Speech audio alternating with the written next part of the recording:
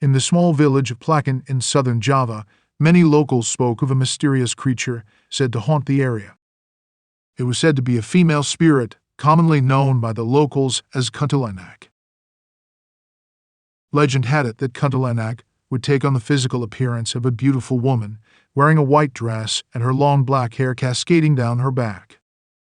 Her eyes were said to be an icy blue, and her face seemed to be constantly shrouded in darkness, as if she was born out of the shadows of the night.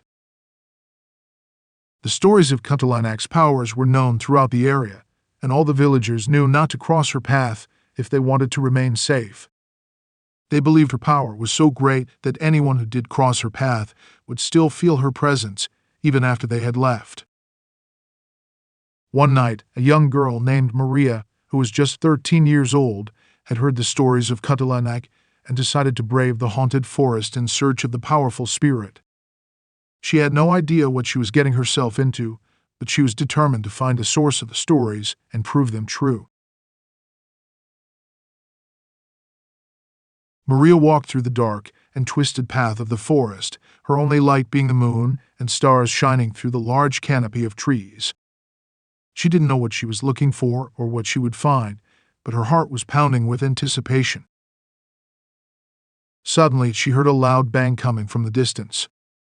Maria froze in her tracks, her heart skipping a beat. She knew she was getting closer to the source of the stories. Maria slowly approached the sound, her heart thumping in her ears. She cautiously peered around the corner, and her breath caught in her throat.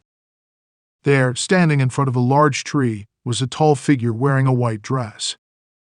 Her long black hair cascaded down her back, and her icy blue eyes gazed right through Maria. It was Kuntilanak. The spirit slowly moved closer to Maria, her gaze never wavering. Maria felt her body tense up with fear and her heart began to race.